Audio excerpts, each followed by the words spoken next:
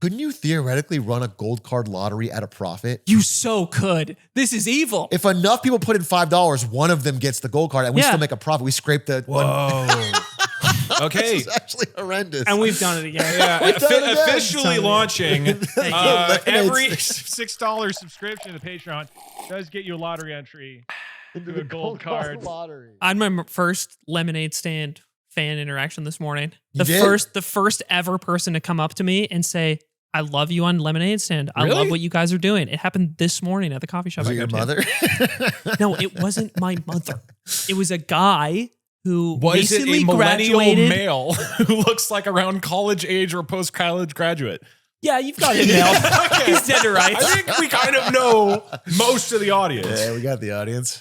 That's cool. Yeah, it was kind of a nice little thing. cool- He was like, you're saving, he's like, your show's hitting a nice niche. I think you're saving a lot of mid-20-year-olds from their brain rot. Saving America, if you will. Yeah. We've been doing it. Did And you that's stop him why and say we're doing more than that? We're so much more than the saviors of. we've done so much more. We've accomplished one big thing every episode. And I reminded him of that before he walked away from me. That's good. Literally, we talk about tariffs. He repeals the tariffs. Okay? It's just, it has to be us. We, for our fans, like this one I met this morning, are launching a Patreon. Yeah! Oh, finally happening. It's here. That child that you met, we need to extract money from his wallet and put it into our pockets. I kind of shook him you to saw see like if a any big like piggy dollars bank. fell out. Did he pay you like a donation on stream? Like, did he give you $3 to read out the donation? I said if you're a real fan, you could buy my coffee. And Thanks for the compliment. It doesn't pay the bills. Okay. This coffee's come on, get pricey. involved Come here. on, get involved. Get involved. You said I saved you? You said I saved your mind? Did at the end, after he talked to you, did he leave a cool little character at the end of his sentence? Oh yeah, Like a little apostrophe? And then he tried to make with his hands. He tried to do 2 carrots. Oh, that's so the two- adorable, man. He definitely watched the full app. I heard he said he left a negative comment and then you shivved him and put him in the Yeah, I did hear that. There's a lot of ambulances. Yeah. put him outside in of the it. alley, dude. Yeah. Because I just can't stand for that. Finally a commenter can shake down in person. I said, dude, it's like the slime thing where he asks people who ask for a photo, let me see your Twitter. That's and crazy. And he sees what sort of profile they have. Oh my God. That's great. We should ask for a person's stock portfolio. Yeah, their We're like, look, portfolio. let's see what Open you your got. Robinhood. You have to take this politics quiz. Yeah, it's like a Where do captcha. you We show them stand? 4 crypto coins. They have to pick one that we approve of. You can take a picture with me if you make one options play of my choosing. That's right. We're launching a Patreon. Yeah. The Discord. biggest benefit is that every week we're recording an extra hour that is going to be basically a bonus episode that you get to watch. Just to be clear, this is not like we're recording 2.5 hours and then we chop off the last hour and hoard it for money. It's a separate episode, separate recording, all this stuff. It's going to be a little more like probably conversational, looser, and responding to what people are saying. Other things we didn't pick up on. We already have this one recorded. If you go sign up for Patreon right now, there is another hour episode that you will get and a new one coming out every single week. Plus, on Patreon, you get Discord Discord access. access. Literally, we're saying it Well, I already. was just saying, yeah, you get Discord access. You get to talk to us in a thing. You can suggest topic ideas for the next episode. You can give your responses that Aiden will crash out on. And then also in the Discord, in the second tier, we're going to do a book club every month. So every You month, got the book on you? Yeah. Keep that thing on you? This book was suggested by Aiden. Our first book. I'm like a little into it. So far, it's almost entirely about orgies. And Yeah. I'm not kidding. Believe it or not, this book about Keynes, the economist, is mostly about swinging. Dude, so it's far. insane. I walked in this room and you guys were talking about how it's like a suck and fuck off between. It's a suck and fuckathon. That's crazy. In the first- it's look, like I it was looks like spoiled. the most boring book about. In the first, I think, paragraph, it's like John Maynard Keynes fell in love with a woman, and it was shocking because she was a woman. And I was like, what? And then it goes into like 100 pages of his gay orgies. And I would love to get to the economy at some point in the book. Okay, It's a slow it gets burn. there. It is a slow burn. It is a slow burn. Anyway, that is the first book for the first month that we're going to be reading. We're going to choose a new book every month. And at the end, when we've all read or listened to the book, we'll record another episode where we just talk about the book and get people's feedback on the book. So we're also going to be doing that with movies once a month. We're going to pick like famous, like fun, Like Wolf of Wall like Street. business, or- finance yeah. movies, and just do watch-alongs and also talk about them afterwards.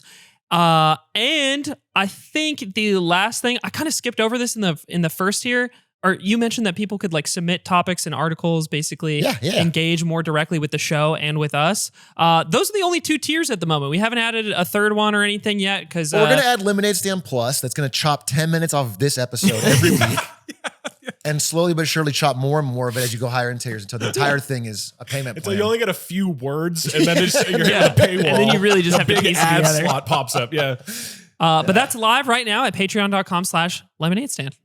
Wait, do we have the big goal, the long-term goal that we're shooting for? Are we launching Have with we that? agreed on that? Let's we do said it. we Yeah, put out the let's go. We say just it. committed to Yeah. it. Okay. At 10,000 paid Patreon members, we are going to plan a trip to China together and film, I think, a couple episodes in China from our trip and our experience there. I think the idea is we're going to go with a translator, someone to show us around, Or not. and try to and maybe just freeball it. Maybe let me take the wheel. You know, Yeah. Dude, I heard you're Chinese. and I'm really, really looking forward to that because I think we all are really, really interested in China individually. And we've seen a bunch of people recently, like from like blog posts or videos we've watched, anything like, all the way to like I Show Speeds clips to who was the article that we all read? The I've blog never read post. an article in my life. I don't know. The blog post. Oh, Dwarkesh Patel. Yeah. Yeah. He did a Oh, 2-week right. trip to about China. his experience visiting there. I think we just talk Like about China. infrastructure, cities that we just aren't aware of in the West really at all. There are these Yeah. massive cities. Like, there's so much interesting stuff to do there. So it wouldn't just be like hitting tourist traps. It would be like, we're really trying to see some of the stuff that people talk about and really compare this. Yeah, I truly think China and the U.S.'s relationship is like the defining story of the next decade. Yes. Yeah. And like to not understand China on a deeper level is like a dereliction of duty. We're not gonna- And what's great about this is if you hate us, you can sign up for the Patreon and get us to China faster. And I think there's a real chance that we get kidnapped because we have said not nice things about China. for sure. Yeah. Right? Like so I mentioned this to my family this Imagine last like weekend. going through Chinese immigration, but only showing the episodes where we've gassed them up. yeah. It's like, but then unlisting the episodes where there's any criticism. Dude, I got like 4 main channel videos about pro Taiwan. Like take down before I cross. No, literally, I was like talking to the family and like, is that smart to do? And I was like, oh yeah, we're not that nice necessarily. I think it's I think chill. it's chill. I I think it's chill. I think It'll we're be- gonna prove that it's chill and it's gonna be a good trip. Can you say in Mandarin, what do you really think about Xi Jinping? Shema, nope, can't get there. This is going really well. No, That's just gonna- I think No. if you want us, I only can say what in that sentence. This is us in downtown Shenzhen in 6 months, completely lost, can't get home, no taxi, no 我们是 WeChat. 朋友. No. 我们是 Take them, leave me, is what he's saying. Yeah, it'll be great. But I think this was something we had talked about before this episode is, we've talked about a few things recently on the show that are pretty heavy, dramatic, not always the most like positive topics, right? And I think we want to keep a positive outlook on this show. Doug mentioned this. It's like, what big breakthroughs that we can be excited about? Could we find those for like an episode in the future? And I kind of went searching for some articles with that in mind. The first article I found titled "As Fentanyl Deaths Slow, Meth Comes from Maine." Oh, let's go. Well, resurgence of meth. Finally, meth's chance to be on top. Fine. You know what I'm saying? A breakthrough. It's felt like fentanyl's been dominating the headlines for so long. It's got to be the worst. Like if you're like one of the best soccer players in the world, then a Messi comes in, right? That's how meth probably felt. That is right. exactly. Fentanyl comes in and just they're the new star, right? They're like some 17-year-old wonderkind. They can score a goal with like an ounce so of true. fentanyl. Like, god damn. And now it's out. He's back number 1. No, meth is back on top. That's big for meth. And I'm But actually. that aside, the actual first, so I found that article and I was like, you know what? That one seems a little, maybe not positive enough. And I went and I found a different article about the Trump gold card that he has been talking a Neither lot of these about. are that positive. The best two this is things not you can at find in all the what I- world is that meth deaths are climbing, Yeah. and Trump is selling a gold card Which to pay is our just national debt. Both big. I can't imagine being anything but excited about both of these two things. I think this topic has always been. He's been circulating the idea of this gold card for I don't know a few months at least. And apparently, in about 2 weeks, Elon Musk's team or whoever is at Doge, including the guy that pseudonym is Big Balls, Big Balls. is helping Balls. launch the buying process for the gold card. For those who don't know, the idea is that much like a green card, you have a residency card, a permanent residency card that you can just flat out buy. You can You can skip buy the your whole way to become an American permanent resident. You can pay $5 million for the gold card, which is apparently going to pay off our national debt. That's like the price of 2 dozen eggs. It's just a few eggs. Dude, how long till rappers are wearing the gold card on like a chain? Like the way when Charizards were worth a lot, didn't Logan Paul have like a Charizard? Oh, yeah, that's good. If it's a that $5 actually million, is the gold card. It's every PSA 10 Charizard. I mean, that's rare. That's scary. When I was in high school, that's what I did with my green card. I wore it around my neck. You with a spray chain, painted it gold. Have you? No. Oh my God. That's such You a bad believed idea. it. No, You're putting out a bad image if you believe that too easily. The positive story? Was Yeah. you wearing the gold Yeah, card? that I could have been wearing a gold chain in high school instead of my. So they're launching it. It's happening. Yeah, it's supposed to. I think much like Elon Musk's other time estimates for his projects, we'll see. But I think as funny as this is, the idea that Trump, with everything about him, comes into power and makes a gold card that you can buy for $5 million to become a part of the United States, at least your permanent residency, it seems kind of silly. I think in the grand scheme of things, this is pretty unimportant, but I actually don't think it's that bad. And I was wondering if you guys could point out any big flaws in this, because a lot of countries offer permanent residencies or citizenships by investment. Yeah. A lot of places do this. For instance, in Ireland, you can just pay $1 million to become a citizen. It's like $1 million flat. In Switzerland, you can pay $250. So in a way, American citizenship is 5 times more valuable than Irish citizenship. Not even citizenship, just the people. Like Just human the people are better, 5 times better. The value of the human. 5x better The than market is valued. Yeah, okay. Yeah, In the free market of ideas. And at 20,000 patrons, we're going to go to Ireland and tell people in the streets that. But the examples there's so many examples of this. I think somewhat famously, me and Atrioc have joked about how Gabe Newell during COVID apparently bought his permanent residency in New Zealand. He just purchased it. And other countries like Switzerland, $250K just to be a clear, year. we talked about if there was an apocalypse, we would sneak into Gabe Newell's bunker in New Zealand, kill him, and then live in. Yeah, that was the context. That was the context. We might have to bleep that out. But I was wondering what you guys think, because I think by no means is this going to pay off the national debt. But if anything, what does this do? It gets rich people who want American citizenship to be a part of our tax base. Like, that feels not that bad. Because if you're a foreign investor in the US, you can already buy assets and like influence things within American society and politics. I feel like if you really want to, like if you're just a foreign investor in a company or in housing, you can pretty much do that already. So it's like, okay, well, welcome to being taxed by the United States to some degree.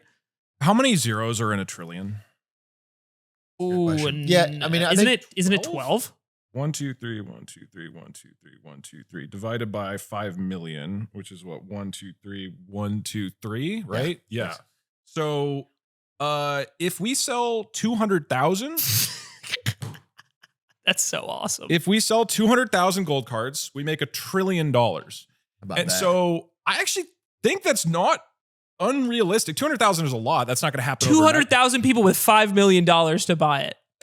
To be taxed and chased by the United States. Not like in a month, not right away. But if you think over the course of like a decade, absolutely. If you think of many major countries, so it's like there's a number of reasons why it's smart. It's like an exit strategy. Let's say you're in China, right? And you're concerned, although I don't know if Chinese citizens would be able to buy this, but you know, in any sort of any country that has a more, let's say, authoritarian or government that might rapidly crack down on certain industries or things like that, you'd be incentivized to have a backup strategy, basically, of being able to be in the US. For most people who have $5 million, they're probably thinking a lot about how to make money. One of the best places to do that in the world by far is America. So having permanent residency here would be great. And then I think part of the thinking is then it incentivizes people who do that and buy this to come to America, set up a little office, they're renting an apartment, they're doing whatever else. So they're also then dumping more money into the country. I don't see a lot of downside with it, to be honest. Like, I'm sure it will be abused by some people, but like, if we as America were not 35 trillion, whatever it is, in debt, then like, yeah, this feels less necessary. But if we're literally just trying to figure out how to get out of potentially country ruining debt and you can just have like 200,000 people give you a ton of money at basically no cost and no problems to you. Like that seems pretty good. I mean, I'll villain share a little bit in that I agree that there's no real downsides. I don't think it's going to get abused that much. I think if you made the number 500 million or something for the cost, everyone could see, oh, okay, there's no downside, but no one's going to buy it. That's essentially what's true for the 5 million, in that there's not enough people in the world who have 100 million plus assets, which is what you really need to afford this kind of 5 million thing. There's not 200,000 of them in the world. There's not, I mean, there's the number of billionaires in the world is relatively minuscule. It's just not enough people to like make a serious dent. So I'm frustrated with it in that it seems like another Doge style thing where it's almost like a look over here at how much we're doing to, these are all another thing, like, oh, we're gonna get the debt, but the debt is going up. The debt is going up as we speak. The debt continues to go up. Continue to not talk about anything other than the real problems. So while this is not, I think a few people will buy this and it will give us $5 million for each one, for the tax base, and they'll be citizens.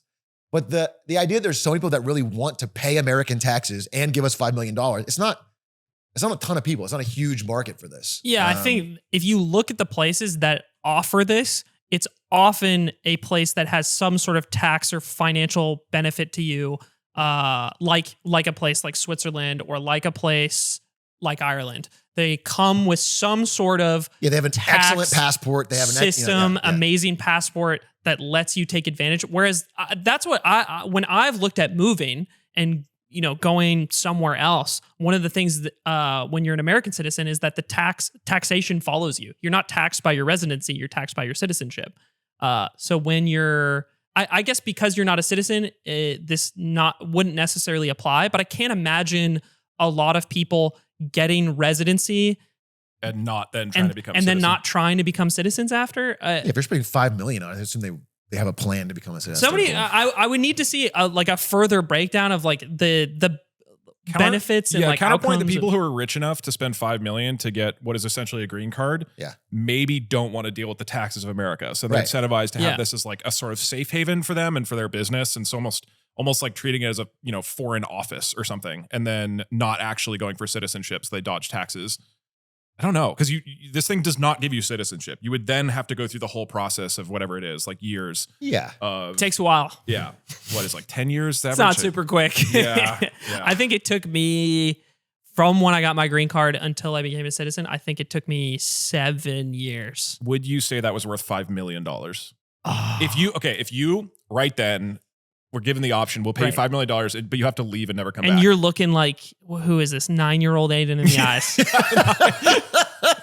And you're like, they're like, $5 you're next million. to a GameStop. You're like looking at all the games you could buy. They're like $5 million. You have to leave the country. Is it worth it?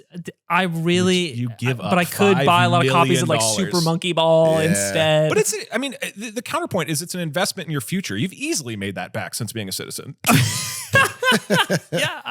Yeah, I've come out on top, if anything. I think in all seriousness, the 5 million part is tough. I actually think a better use for this, because the framing of this being used to pay or make an impact on the debt because of the reasons we've talked about, I feel like is the misleading part. But the idea of this existing is something I'm not opposed to. I actually think offering this at a lower price point kind of makes sense. I don't think our immigration system should be pay to win in the first place, but I do think... You think it should be a loot box? A loop. You think you put in a small amount of like money and it spins. Yeah. Wait, this is just the immigration lottery. This actually is the immigration lottery. We do currently have this. This is how it works. Yes. No, but it's not shiny. It's not like explaining the immigration lottery through the context of CS cases.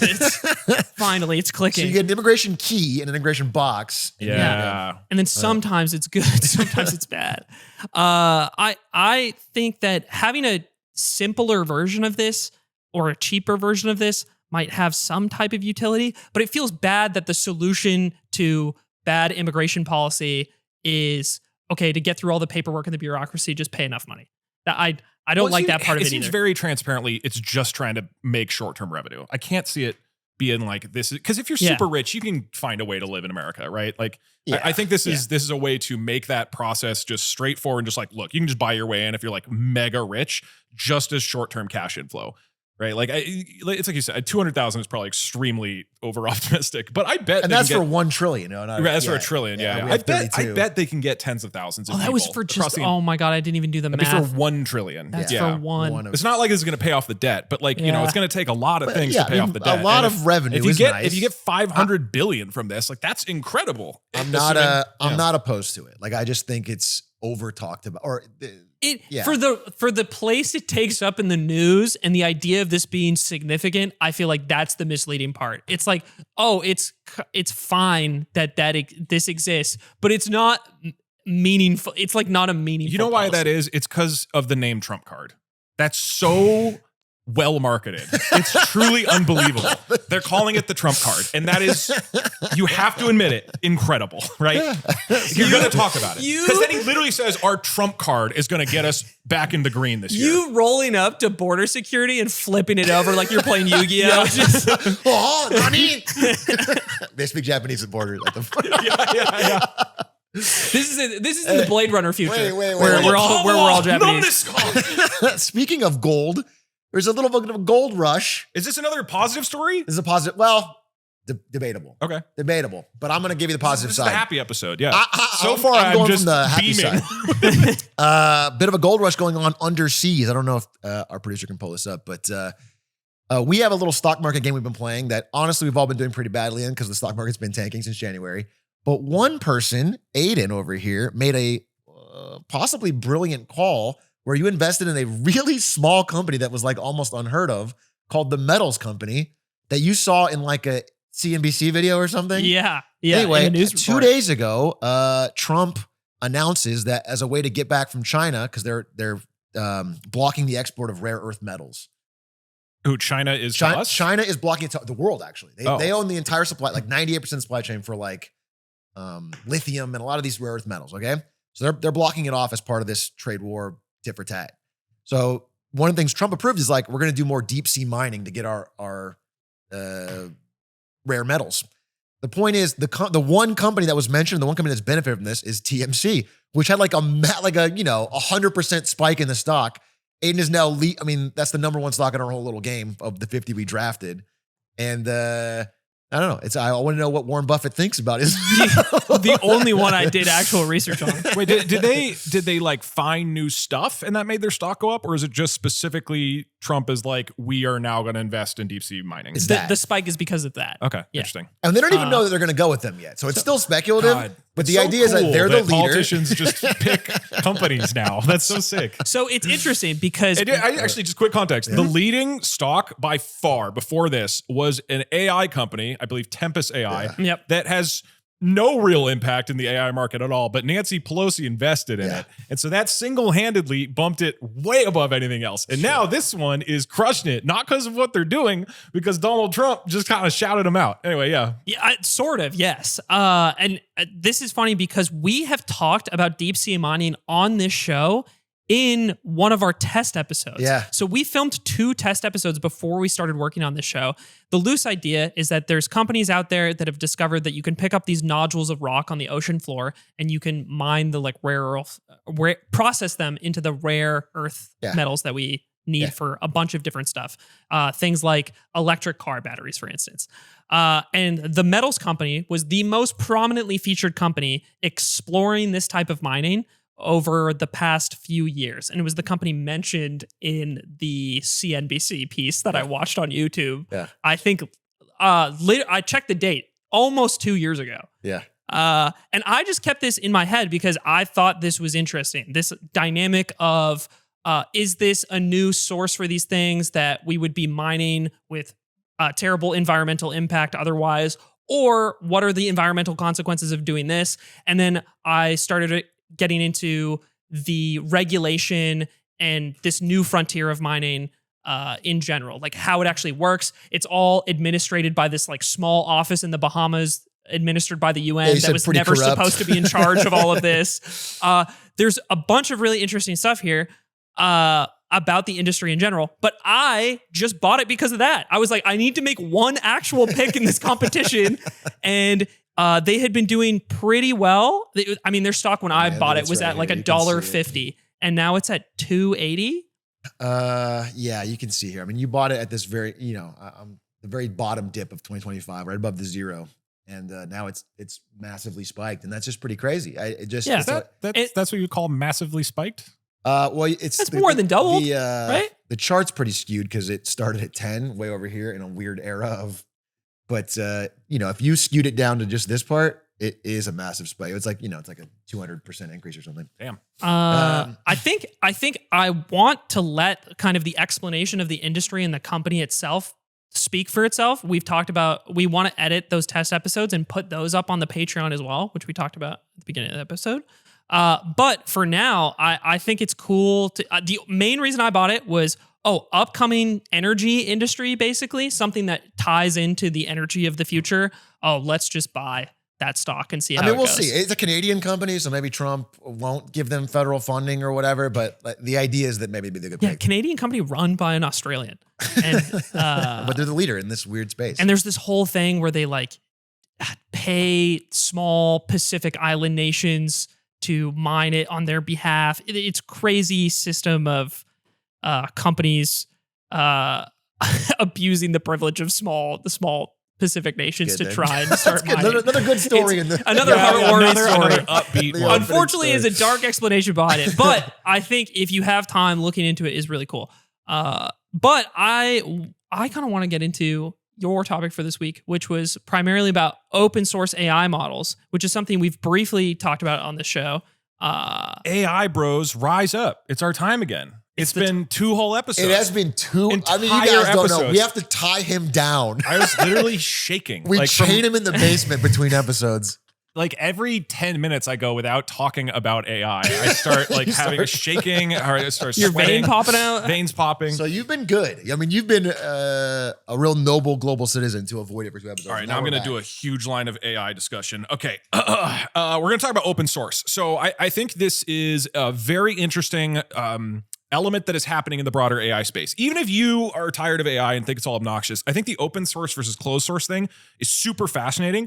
And it sort of it questions the entire industry and what's going on and the way a lot of the companies like ChatGPT are basically running. And it, I think in many ways, threatens their ability to keep making a product, which you've talked about in the past.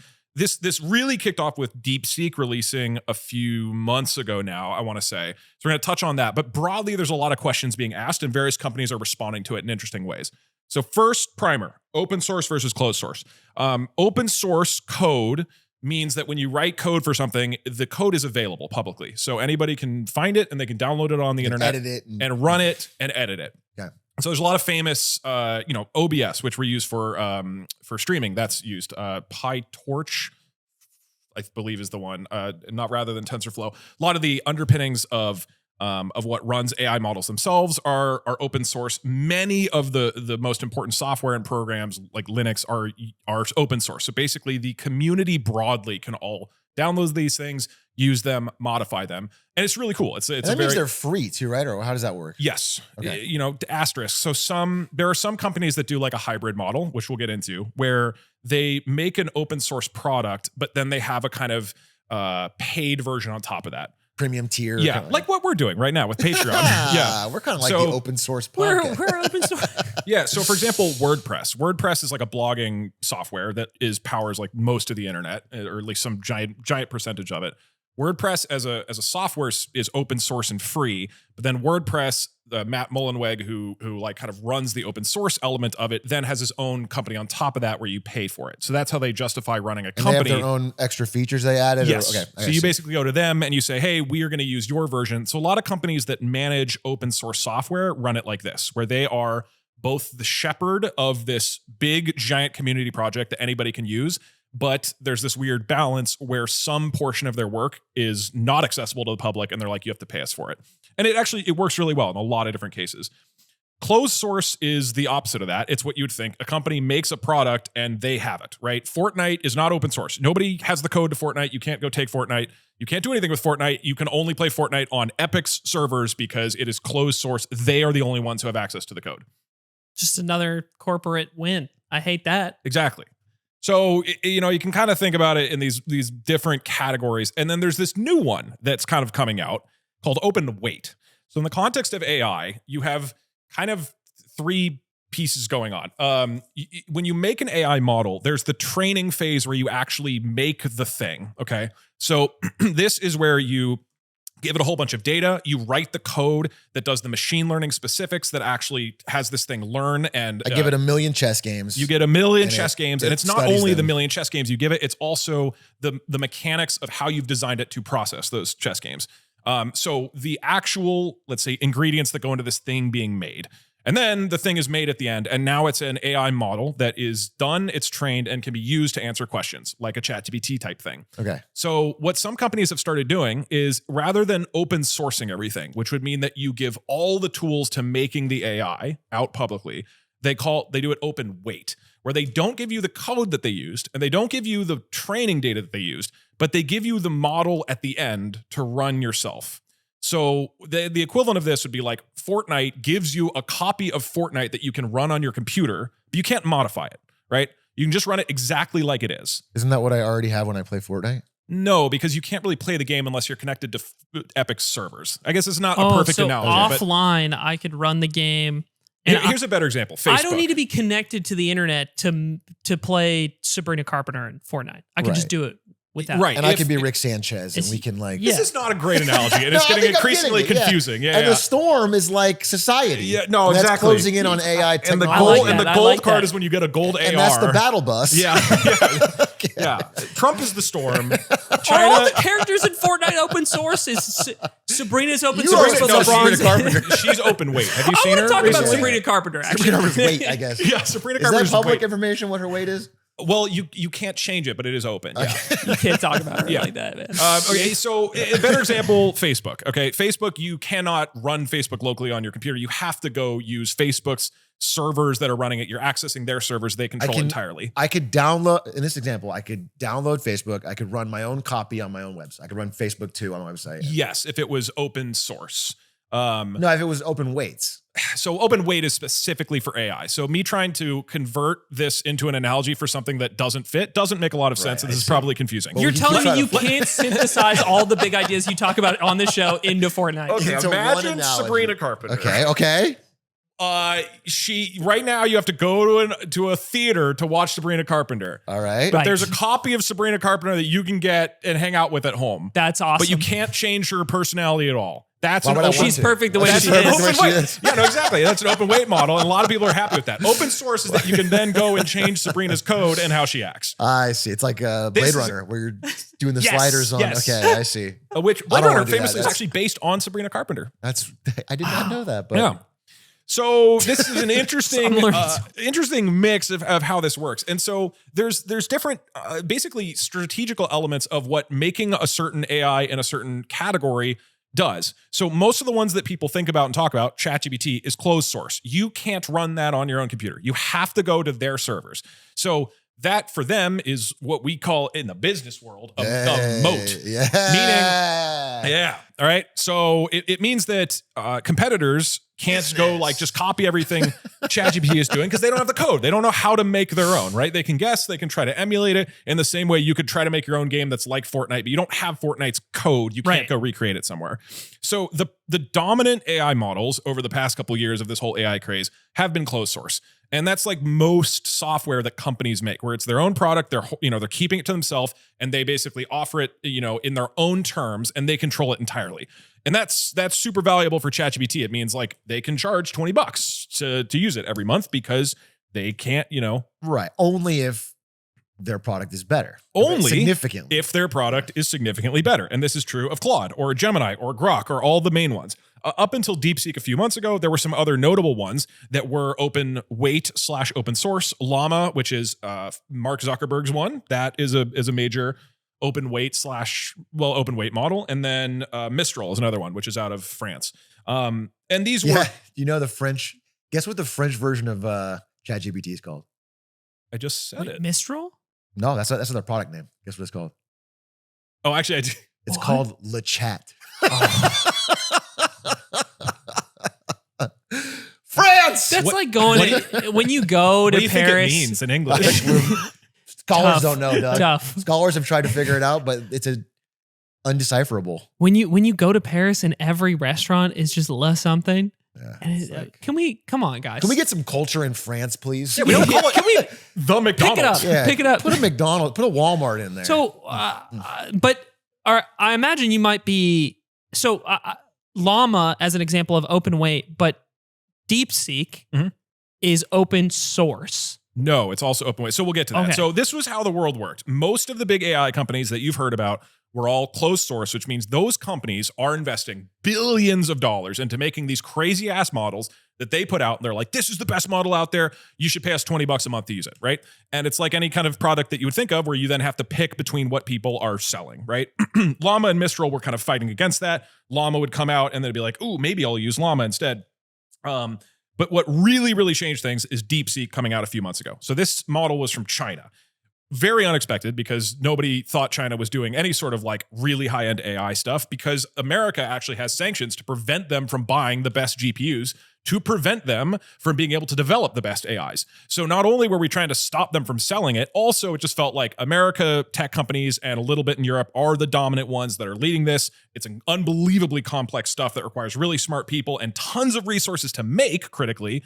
And we're totally fine. China's not. And then just boom, this thing drops and it's open weight. And what that critically means is that anybody could download it and run it on their computer for free. Anybody can do that. So if you are a company that before was paying ChatGPT and you're like, look, I'm going to pay a couple million a month to use your service for my program. We're doing AI customer service, or we're doing AI analysis of our business, or whatever, agents, all the things that are growing. Suddenly this new competitor comes onto the market. And it's not just that they're like, hey, we're cheaper. It's like, you can download this and use it for free in whatever way you want. We don't even have the ability to stop it from running. Once you've downloaded it, it's yours forever. We can't stop it. And this completely blew up the sort of ecosystem that was happening. I mean, there was two things I want to say at that. One was about the sanctions, because I think there's an interesting story today that's like a little diversion. So we'll get into like how it was made as well. But yeah, you can okay. So as he was saying, NVIDIA high-end GPUs are banned from sale in China because they don't want them to be catching up in the AI race. Yep. So NVIDIA, in response, and I worked there when they were doing this, made a nerfed version of their H100 that is like slightly worse. It's just worse on every aspect, so they can sell it in China. And then just 2 days ago, that version, or maybe even yesterday, this could be very recent by the time you see this, got banned. That version, after they made it, before they got to sell it, but after they spent billions making it, got banned. And so NVIDIA stock yesterday, huge drop because that was very expensive to make and now they can't sell it again. And so there's becoming this problem where even the nerfed ones are getting banned. But because they're getting banned, China is now finding ways of doing it either with smuggled H100 GPUs, which is happening, but also without them. So like Chinese semiconductor companies are getting their own, they're not there yet, but they're catching up in a way. So it's becoming this weird war over that. But that was high point. I just wanted to bring it up. Yeah. So it gets into so it's relevant. It's about the development of this thing. So imagine that you are these AI companies, the past couple of years, you're riding high, you have ChatGPT, it's this crazy ass product. You have whatever it is, like 100 million people paying for it or using it I forget the exact numbers, using it every month. It's this smash success, and the entire stock market has massively inflated over the past few years, mostly from tech companies investing in AI. That's like most of the stock gains the past couple of years. And we're all talking about how great the stock market is, largely based on all of these companies like Google, Microsoft, Facebook, everybody just going massive all in on AI. Yep. And then imagine you're one of those companies, you're Sundar Pichai at Google, and you've told your entire company to focus on AI. And then this model drops from China. And again, it's not that a Chinese company came out and said, we're going to come out and offer it for $5 a month. They said it's free. You can download it and use it on any PC, on any computer. We don't even have control over it. No, it is open weight. And what that means is we don't know how it was made. So again, they're giving us the finished product that you can run on your own computer. ChatGPT, you can't run on your own computer. There's no way of like having it yourself. If you are a company that wants to start using AI, you are basically dependent on ChatGPT to give you access to set the pricing, to do everything. But now if you want to do it, you can set up your own server farm, run DeepSeek on it, and just use that entirely. And the only thing you pay is energy costs. Essentially, it's free. And even if you use their API, which is basically you are using DeepSeek's servers, that's 1/20th of the price of ChatGPT. So either it's free if you run it yourself, or it's ridiculously less expensive. 95% less expensive. I want to jump in than on that ChatGPT. one. Yeah. Because that's where because I've used both now. I try, I would use it to summarize articles or to quiz me or whatever. And I tried DeepSeek for a while because on the benchmarks, it did as good or in some cases better than ChatGPT. I was like, and I found qualitatively pretty similar. But I found myself drifting back to ChatGPT. I liked the interface. There were some things that were cleaner. The voice thing, they have some new features, they're updating. But I'm kind of price insensitive in that it's a business expense for me. I can spend a little bit more on it. Here's where I think that's the area that I think this really shakes up the business model. Is that like for an average consumer, they trust ChatGPT. It's the new Google for them. They might keep using it. But if you're a company that's a middleman company built on top of the AI layer. Yes. So an example I use is like there's like character AI where you can like chat with Genghis Khan or you can chat with. But basically what that's doing is it's a fancy portal, but it just calls back to ChatGPT. But they have to pay ChatGPT a fuck ton of money. So if I spend, there's a lot of people out there that are like trying to get AI boyfriends. There's girls that are like chatting with their AI boyfriends. They spend $150 a month on character AI to talk to their AI boyfriend. They have to then give $100 of that to ChatGPT. So they have to make a small profit. If they build the exact same thing, but on the DeepSeek layer, they get to keep all of the profit. And only a little bit goes to DeepSeek if they use their servers or not. So that's the big change. And that's where all of the money that these AI companies were hoping to make might evaporate. Because like as a direct search engine replacement, you might go to ChatGPT, but for all the things that are going to get built, like for example, we might get a world where the next Grand Theft Auto 7 has AI voiced characters that's built on top of something else.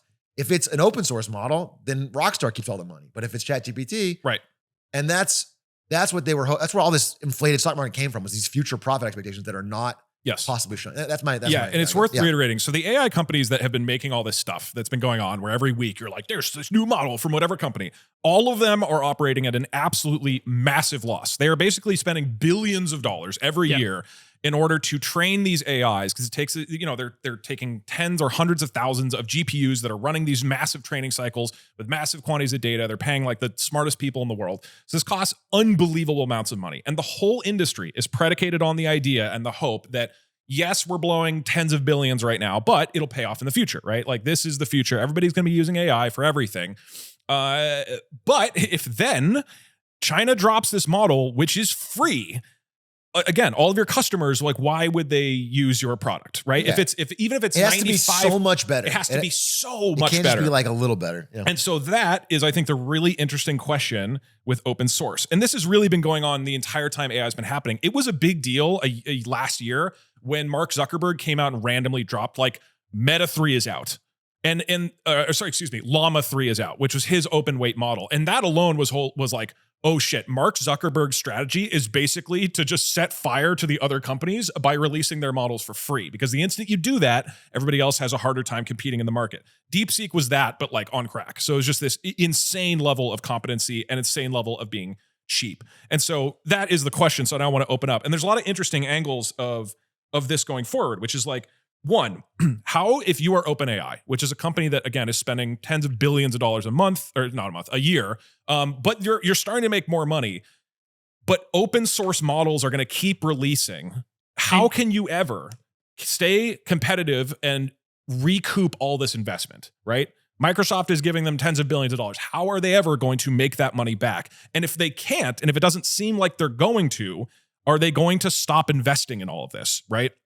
And so there's things that you mentioned, like right now, OpenAI is still doing well because they're trying to basically make features and models that are so much better or so unique compared to what DeepSeek does. So they have like this deep research feature, incredible. Yeah, it is really nice. Yeah, their advanced voice mode is incredible. I've been using it like every day nonstop to like learn things, practice, learn a new language, whatever else. Operator models where it's going to be controlling your computer or remembering your conversations is a new one where Sam Altman has talked about how he wants the AI to really like get to understand who you are, and then it tailors its answers to you. And the idea, like, while that sounds maybe creepy, that totally makes sense, right? You would want it to kind of understand So your way right of now. learning, and it would want to know like your history. It would want to make fun of you in the way that Slime does, right? Yeah. Like it would really like Do you learn want it. This is what I want. Yeah. You want an AI designed to treat This you is like what slime? Sam wants for me. Yeah, he said this, and he said Sam Aiden has gotten too complacent, and ChatGPT is now going to. So they've been training it on thousands of slime tweets. I didn't know Sam was talking about me so much. Yeah. Dude, it's wild when the Yard fans come over to the comments like, you're not bullying Aiden enough. You're Yeah. I know. It's crazy. Oh, like this was the happy episode. We should have the mean to Aiden episode. Yeah. That's every episode of the Yard. That's every episode. Would it be funny if 1 week we come in, he and I aren't here, it's just Slime and Nick, and we're like, hey, we couldn't make it today. We found replacements. That would be they just launch into berating. That would be the worst episode. I would be so mad the whole time. I'd be okay. My first question, because the introduction. Let me do one interesting thing. So OpenAI and all of the AI companies are kind of in a what the fuck do we do kind of mode the past few months. Some people are like, well, DeepSeek is an indication that it's going to be even more popular. Other people are saying we need to do more to stop China from doing this. Other people, so like they're taking the sort of national security concern. Other people are saying, oh yeah, we need to like make crazier products that can't just be copied by a DeepSeek type of model. And then very interestingly, OpenAI, who makes ChatGPT, and I mentioned this, I think 2 weeks ago, they announced they are making an open source model or open weight model. So seemingly the pressure from DeepSeek has made them start to push towards an open source model, which then in turn makes it be like, how are you guys going to make any money? So, and Sam Altman, the CEO, is seeming, the way he phrased it is like, we're going to release this for the community, and that's all great. But it really does make you wonder, like, what is your business plan? Like, I continue to be very optimistic about AI in general, but I do wonder, like, dude, how do you justify this? So now I'm curious. One thing I wanted to clarify was the terminology with open weight and open source again. Yes. Because in this example, this situation, you said open weight is something that is specifically applicable to AI. Yes. Is there a step further than this where an AI company or project could be open source? Like, what is the additional layer of benefit if, say, some random company came out and said, here's our model, this is open source, not open weight. Is there any further benefit there? Yes. So, and a few people have done that. For example, Mistral has a fully open source model, but it's much less powerful. They're kind of doing similar to what I mentioned earlier, where they have models that are like open source, and then they're like, but if you pay us a lot, for a subscription, then we'll give you the premium one that only we have. Functionally, what would be... I thought your example of customer service at scale was really good. Like the difference between what I could do with DeepSeek right now versus paying ChatGPT a bunch to run the customer service for maybe the giant clothing business I run. So here, let me give you an example. Let's say you are the customer service company, okay? And you're like, we want to integrate AI in some way. This is going to be really helpful for our customers or whatever. And you were using ChatGPT, and now DeepSeek comes out and you want to use DeepSeek. And you start using DeepSeek and it's much cheaper and it seems to be about as good. But you realize what you really want to do is make changes to it. It still doesn't quite talk to customers the way you want. You want to sort of fine tune it in a way that really can be tied into your business specifically, rather than just how it was trained in China. You can't do that, because all you're given is basically a model that you can run on your computer. Imagine just like you have ChatGPT, but it's on your computer locally. You can run it anywhere for free. But you, right now, when you go to chatgpt.com, cannot change ChatGPT. You can't go into the code and say, I want to train you on different data. I want you to focus on different things. I want you to emphasize your personality in a certain way. You can't actually affect how the AI functions in any way. So open weight means that they've made the thing and you can use it, but you cannot change it at all. Open source means you also have the code and could actually rebuild it however you want. And that would mean that companies could take, if DeepSeek was fully open source, they could take DeepSeek and then customize it to whatever their needs are. Or a new company could come in and they're like, we want to be what DeepSeek was. And 2 years from now, they take the starting point of DeepSeek's model and iterate on that and then make it some crazy new thing that they release. But they can't do that because there's no code available. We don't know how DeepSeek was made. That makes sense to me. I have maybe a more basic question about how AI works to begin with. Yes.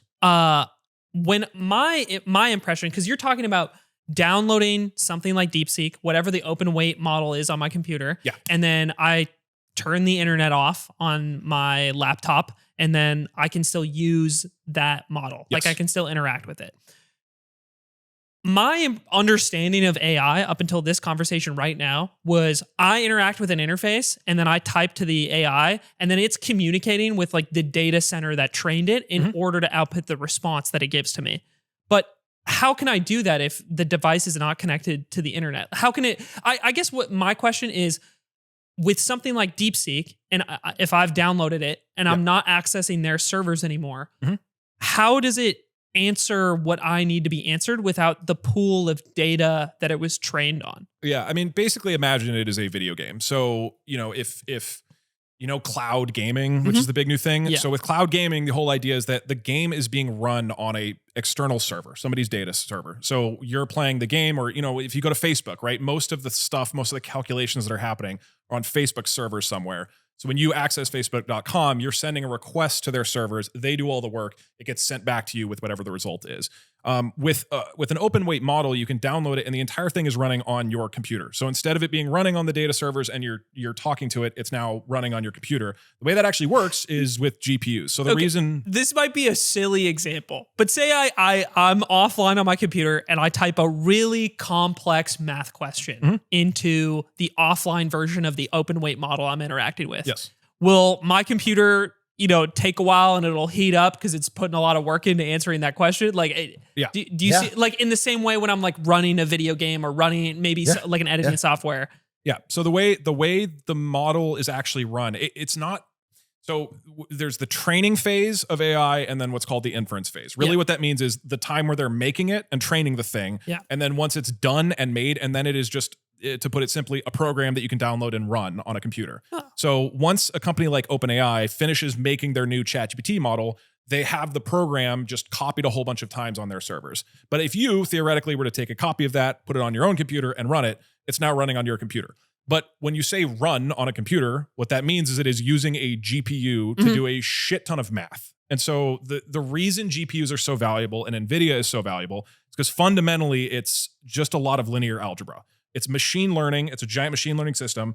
And it is just many, many, many millions of simple linear algebra equations that are being calculated.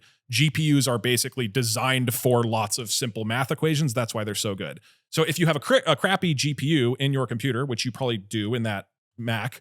Yeah, relative to what? It either wouldn't run well, or it'd run it wouldn't run at all, or it'd run extremely slowly. It might take a long slowly. time for the question to get answered. Because it just literally has to do millions of tiny math equations. Right. But if you then run it on like my CPU at home, which has like a 4080 or whatever, like it'll be able to run that. It'll be able to do it fairly well. It's still putting a lot of load on your computer. It's needing the CPU and particularly GPU to just do a lot of stuff, but it'll do it and it'll calculate it. And that model, that thing that was made, is basically a giant math equation that will calculate the answer. It just needs a GPU to run on. But if you give it the GPU, then yeah, you're good. Yeah. When I used to work at NVIDIA, I used to have to do all that by hand. All the math equations. All the linear It algebra? would be sent to me and I would have to do it. Yeah. It was a pain in the ass. So I think technology has really advanced quite a bit in the past years. Well, it was honest work. It was honest work, don't get me wrong. It was a good They were American job. already automating those jobs away. They did. No, I mean, there's a lot of ways we can take this conversation. Yeah. This is like a pretty... Because there's a really interesting angle about this, which is a country's security and how open source gets into that. It's a great point. Like there's a lot more going on to China releasing this model than just like they made a cool thing and wanted to release it. I want to give the business 1,000-yard view just real quick, of what because I've been talking about this on a broader scale for a while, which is the idea that, especially flashback 3 months ago, because the tariffs have changed a lot of things, but 3 months ago, the entire world, not just America, but the entire world has been slowly but surely piling into one trade, which is that American stocks have an exceptionalism. They're just doing better. So everybody, not just our pension funds, but Swedish pension, everyone has been putting their money in American stocks. Of the American stocks, pretty much all that's been the S&P 500. Of that, pretty much all that has been in 7 tech stocks at the top. It's been the Magnificent Seven of Apple, NVIDIA. You got NVIDIA. You got Apple. You got the metals company. You got... Pretty soon. And everybody's favorite company, Tesla. Who makes Tesla should not be in that 7, by the way. How dare Tesla's you? such a joke to You be are in in the the Mag villain 7. chair. You're supposed to advocate for it. You know what? Elon Musk actually has some really fucking good ideas. There we go. I feel it taking me over, Aiden. So that is the context we found ourselves in 3 months ago, which is just like the entire world is like, yeah, this is smart. And we're all agreeing. We're all It's one of the weird things with everybody like freaking out about the stock market ups and downs over the past few weeks, which again, totally makes sense. But like, there's a real argument that everything over the past 2 or 3 years of all these stock market games is just a giant AI inflationary thing. I don't know whether it's a bubble, but it is certainly probably overvalued. And the idea of like, America's doing so great because these 6 companies are investing in AI a shitload is like, and haven't made money yet. Like nobody's making money. Yeah, they've thrown billions and billions and billions at this, and they're all promising future returns. And I think we all agree that AI is a real technology. It's getting better every year. It's going to happen, but they have to make money off it to even justify these insane 3 trillion, 3 trillion, 3 trillion. They're the insane valuations that have to be justified with profits at some point. I have a question for both of you. Lay it on me. Have any of these companies, because we just talked about the clearest example of how this helps these companies make money, basically selling the AI as a service that is the underlying software for something like a customer support service, right? And they can charge a big licensing fee for that to be used. And that's revenue in finally from the work that they've done. Have any of these companies laid out their long-term plans for like how this is supposed to make revenue? Is it just that? Like, was that the plan all along? Or has there been more of an approach of move fast, make this stuff because it will be monetizable down the road in some way? And the plan with most of these companies is to just figure it out. Like, do you see what I mean? There's probably multiple answers to that question. I'm interested in your... obviously AI is so vast at this point. I have not heard of that a single time. Basically, everybody's just talking about how they're going to integrate AI and everything, and AI is going to improve everything. Yeah. I haven't heard a specific concrete plan, but even if somebody were to give that, it's probably bullshit because we have no idea what's going to happen. A lot of the AI, let's say research labs like ChatGPT, OpenAI and Anthropic, their stated goal is to make AGI, which is artificial general intelligence. So their stated goal, and who knows if this is real, is like they want to make an intelligence that far surpasses a human's intelligence and can like solve all the world's problems. In theory, that's what they're going for. They don't worry about profit. Presumably they are actually worried about profit, but that's what they're saying. And then you have companies like Google, which have more been in the line of like, we're just going to put AI into everything. I haven't heard it vocalized. What I've seen is them basically saying like across all of our services, AI is going to make it better for the customer. So with Google, they're like, okay, our search, when you search something on Google, as people have probably seen, it pops up that AI summary, right? And they're like, we are going to make sure that all of our features have all of these things. So for them, it's making their existing product and infrastructure and company and business and products all just like even better and retain what they have and then get even more people. I have not heard anybody be like, here's what it's going to look like in 5 or 10 years because nobody knows. Yeah, you're right. Nobody knows. It's all changing so insanely rapidly. I think the way you describe it is kind of like, Microsoft has Copilot that they integrated into PowerPoint and all these things. But the idea is that people have to buy more than they were buying before. Or like Apple's putting AI stuff into the iPhone. But the idea is that makes your phone enough better that you're selling more iPhones. Or there's more increase in profit or revenue. And that has not materialized yet. In that people are throwing it into Google search, they're throwing it into Copilot, they're throwing it into phones. But so far, the iPhone sales are actually down a little bit this year. Nothing is going up.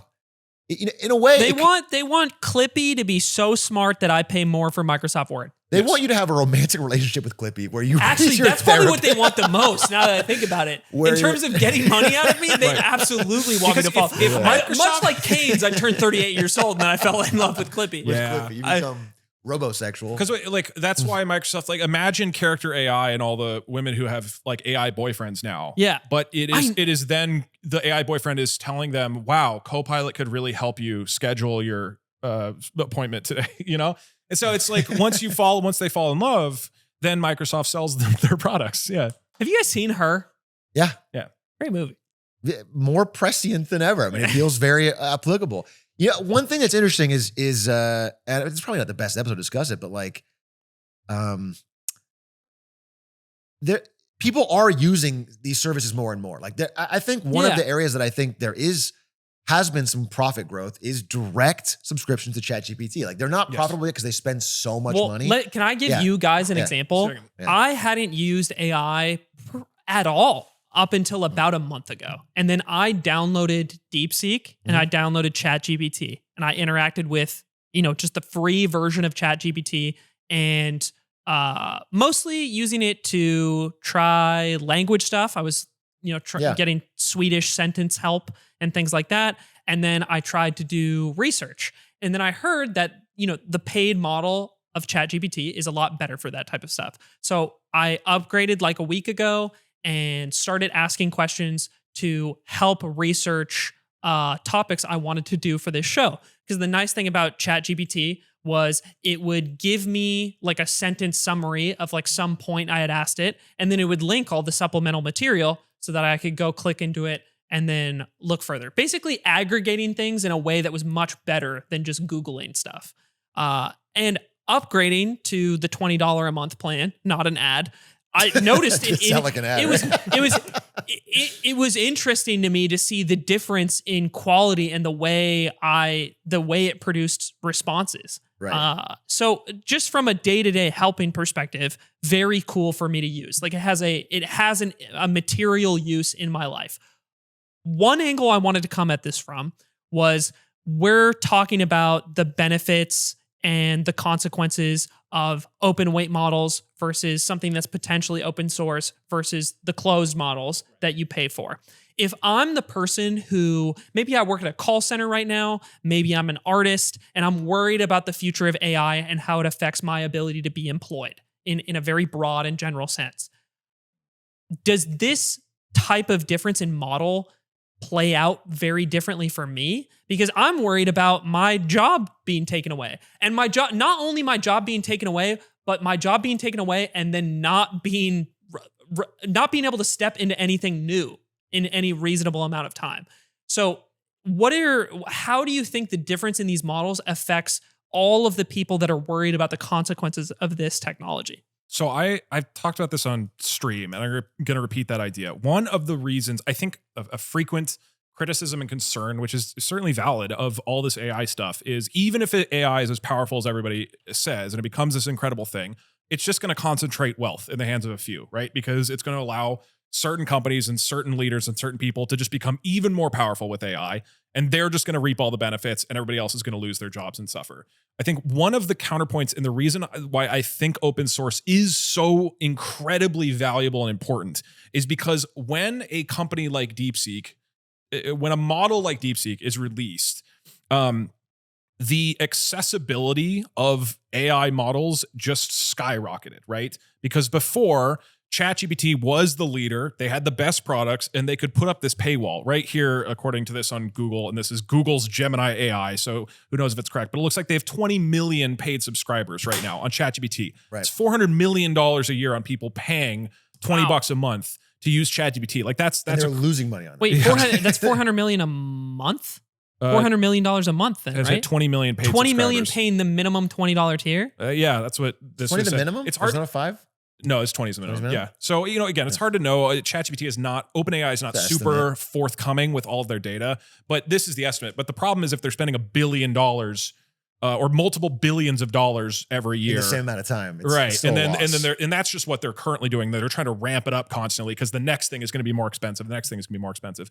So I think there's a real world where if you just had 3 AI companies that were making these things, they were growing bigger and bigger and bigger and bigger, that you might see essentially all the value of AI consolidate with them. And you would need to trust them to continue to make it available to everybody for a reasonable price so that the average person in the world can benefit from it, right? But in that situation, it's kind of like if anything becomes utility-esque in society, but private companies still control it, the degree that they can gouge you on it because it's essentially required for day-to-day life. I would, in a way, how we basically all need a phone and the internet to interact with society, right? If you're applying for jobs, you can't just show up and hand them a resume anymore. The interaction is very online now. Yes.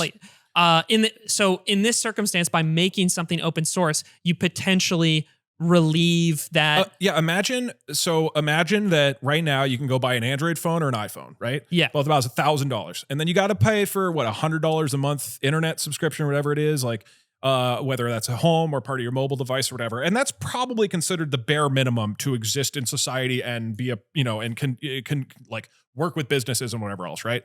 Imagine that a Chinese company released a phone that cost 5% of that. So what that'd be $50, right? They release a $50 phone that's just as good and a $50 internet subscription. And that's why this episode's brought to you by the Huawei P60. Yes. Huawei P60 Pro. It doesn't work in America. Make Use life code great. Aiden. Yeah. So if you have these models that are released and they're open, the price that another company who's closed source, like OpenAI, like ChatGPT, can charge goes down dramatically, right? Competition. Right. It's just competition, right? And so open source is like, it's not just a matter of you come in with a better product that's cheaper. Again, if DeepSeek had come in and said, we're way cheaper, you can come use our closed source thing. That's just a competitor to ChatGPT. But every time they release an open weight model, they've basically set, this is the standard that's free now. Yeah. So you have to be way above that in order to possibly justify your expenses, which to me means that every year or few months, you're going to have the private companies pushing the boundaries and the quality of AIs way up. But then every few months, the open source competitors are going to catch up almost to them, release a model that suddenly becomes the floor. The other private companies can't charge that much anymore because it doesn't make any sense. And now they have to leapfrog again. And so it's just like extreme. They have to go back to their investors and say, hey, we need another $100 billion to train the new model. Because and eventually DeepSeek just came out with their new one. Eventually the investors say, fuck no. Like that's the point we're getting at, where people are starting to question. We keep shoveling money into this furnace for you to buy 10 billion more GPUs and make the next model that's going to make us money, but then it doesn't. Then you make it and it's cool and people like it, but then there's an open source one 3 months later.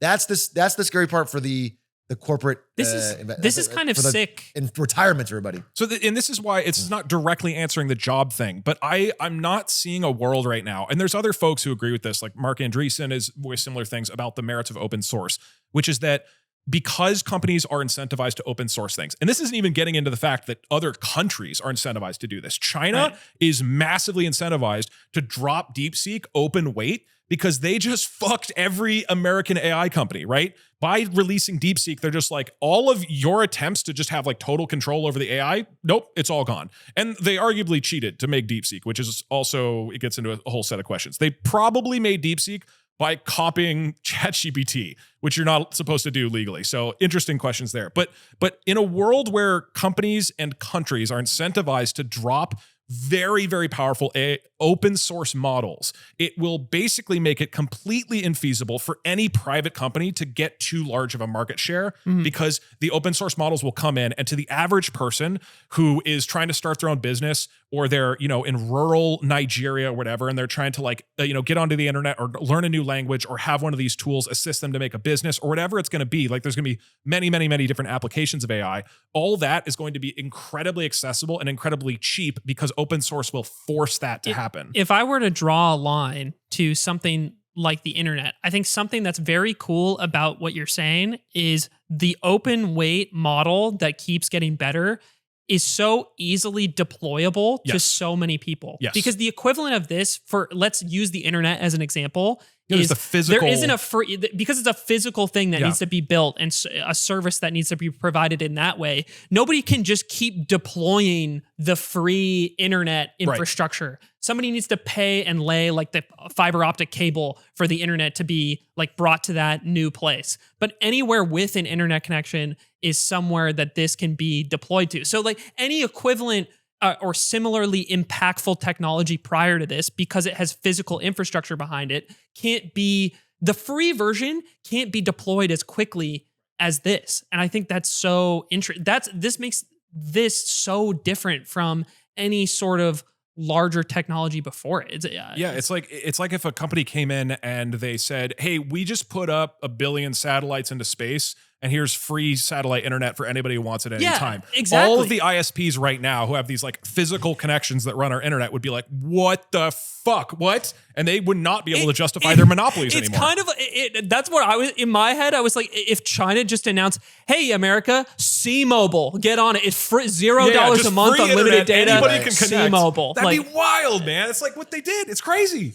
It's so cool. I guess the pushback would be it has yet to prove the full utility of something like the internet. We haven't got to the point where it's fully understood of like how it's going to impact and improve any aspect of every aspect of life. We can use it in like very concrete ways now, but the scale at which it will affect everything is not really known yet. I mean, I think that's a fair thing to say. We don't know if it's going to be as big as the internet or whatever, but I'd say if you look around, I mean, what I'm seeing just in not even in big business headlines, but in regular people's lives, people are using ChatGPT instead of Google in a lot of situations. Like it's beginning to seep its way into the regular, we mentioned before the show, I was watching a podcast where one of the hosts of the podcast pulled up a large language model and was like using it to ask a question and get a response to a guest he was having. I mean, it's this weird changing of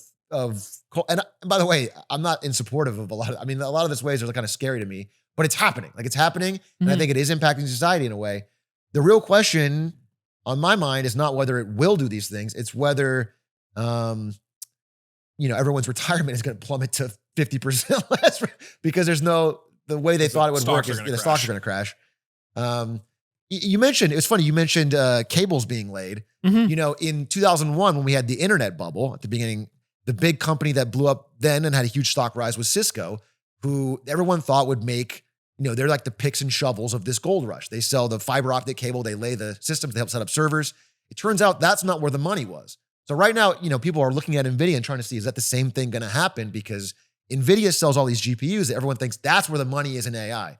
But if we get to a spot where, most people are running these low GPU inference models, open source, and we don't need to keep buying 200 billion, 300. I mean, NVIDIA's money comes from 5 customers, basically. And it's the 5 big tech companies that buy it.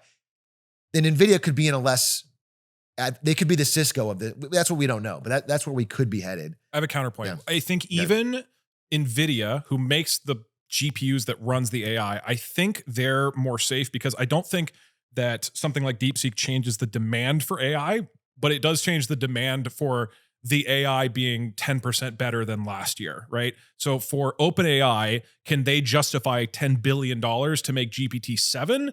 Maybe not. But regardless of whether people are using GPT-7 or DeepSeek 5, they need a GPU to run AI. So for me, NVIDIA is still like, I don't know if their valuation is good. It's probably overinflated, but they're still going to be highly sought out because the demand for AI is increasing. I think it's just the demand for the model that is slightly better and costs 10 billion more. Right. Well, it's a valuation question because Cisco didn't disappear.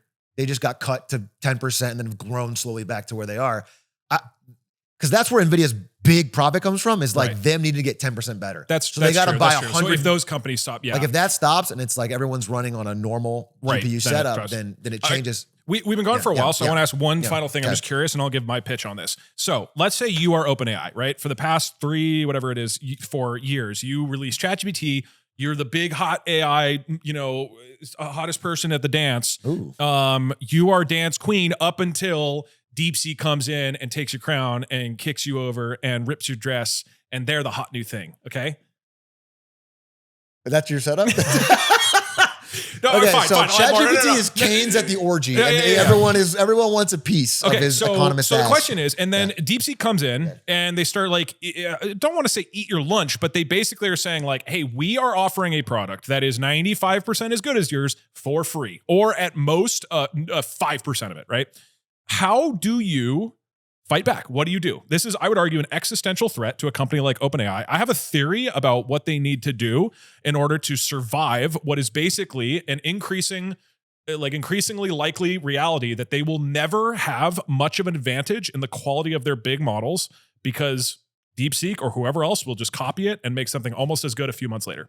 That's a great question. All right, so I want to counter like a core axiom of the question, which is that I think, actually, the way I'm seeing it is that ChatGPT is, they're hurt by this. Yeah. They're the one that kind of makes it out okay. The real loser of this DeepSeek ChatGPT problem is almost everybody else. Okay. Everybody who's not the number one brand. I feel that's kind of what I was thinking is how many people are using Llama, which is something I hadn't even heard of until you brought it up this week. Quick counterpoint. A lot of people, but it's not, that's is this because it's not B2C? Is it like Bing where it's like secretly the search engine? No, it's not Bing. It's more so what we're talking about, where you guys are, let's say, more like casual AI users, right? You guys are talking about chatbots. Chatbots are a small percentage of what AI is being used for. If you're talking about a company, for example, Case Text, who made CoCounsel AI for law firms and sold it to Reuters for $650 million. So this is a company who is like very successful that made a law firm specific AI that's being used right now by lawyers, right? This is a hugely successful case. I imagine you and almost nobody listening has ever heard of this, right? But they, as the company who made a product on top of the core kind of foundational AI concepts, were able to make this incredibly successful specialized business, and they are incentivized to go use Llama because then they keep all the money rather than having to pay ChatGPT for it. So Llama is actually used very broadly, but you're not going to hear about it because it's not a chat bot that people go use.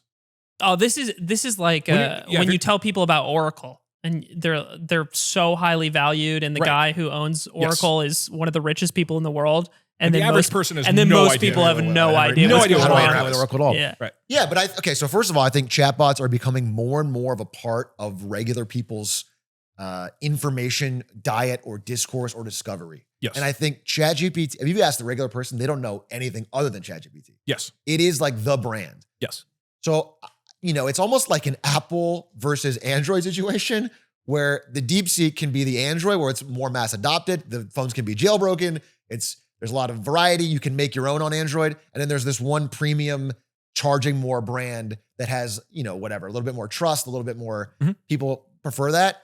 I think ChatGPT is isolating from the pack in that it's the only one that has a standout brand that can survive this. And once they cut down on some of their insane expenditures, they're still making a crap ton of money. I mean, this is billions in subscription revenue direct, and they have other ways to make money on top of that. So my world based on this would be like, oh yeah, I totally get that. Yeah. Well, yeah, no, keep going. And then I want to pull up a very quick graph and then we'll move on to new things. But just that I think Google is a very valuable business. 90% of their profit comes from search. Yes. Even if they become the new Google or take a big chunk of that market share, that's an incredibly valuable business. And I don't think ChatGPT is so much in trouble as I think the other competitors who thought they could make their own LLMs and stuff. I think they're more in trouble.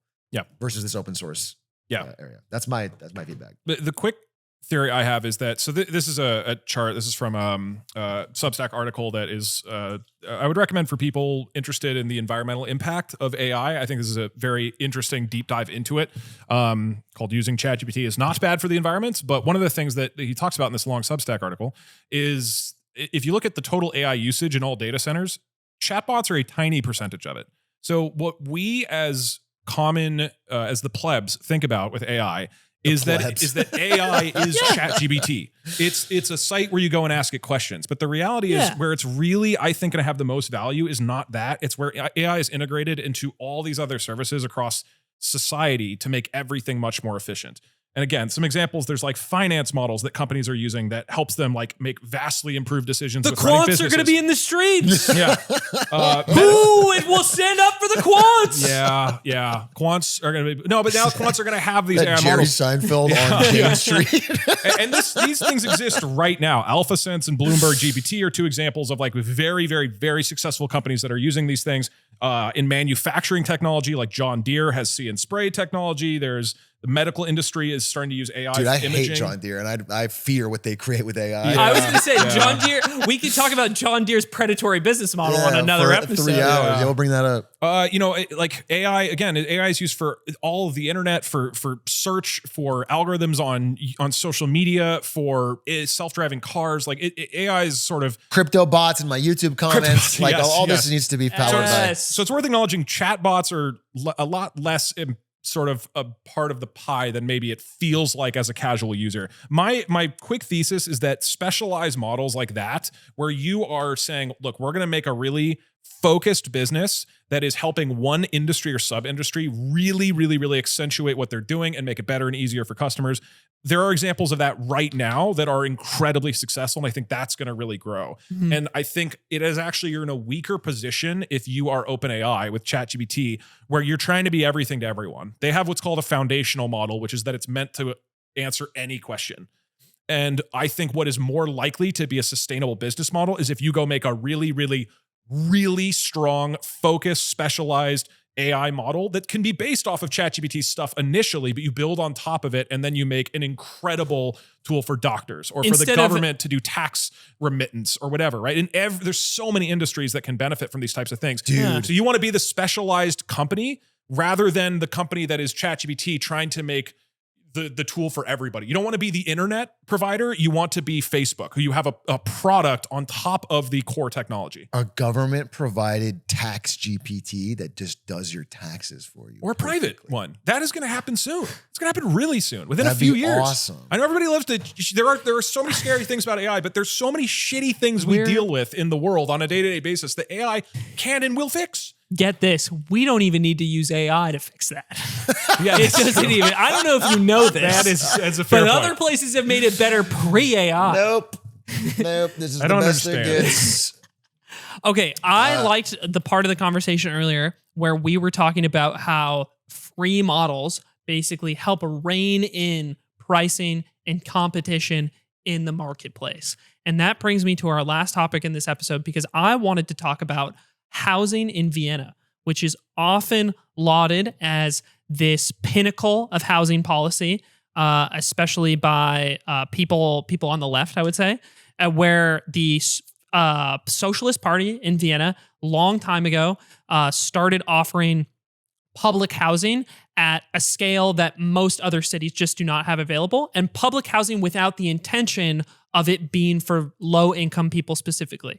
Public housing for everybody. Not the only city in the world to do this, but now their rental market is a little over 50% public housing. And that splits into two groups, basically. The way the rental market breaks down is there's normal private rentals, and then there is public, like fully socialized housing that the government offers. And then there's this thing called semi-public housing, which is basically housing that was previously owned by some sort of private company or person that was bought out by the government and operates a little differently from normal public housing. What this has done, or a success of this policy, is that Vienna, compared to all the other big Western cities in Europe, in Western Europe, has a very low average rental price for a one-bedroom apartment. It's a lot cheaper than places like London, like Amsterdam, like Madrid, and Vienna is used as an example of really successful housing policy because of this. And in preparation for talking about this, I spoke to a couple friends that live in Vienna and got their breakdown and like perspective of how this actually functions. And then also, generally just did research on this topic. Sure. But the idea is that because so much of the housing offered is publicly owned and not run with the profit incentive in mind, and because it takes up so much of the market, the remaining private sector of the market, which is allowed to exist, has to compete with the public housing available. And they continue to build public housing now.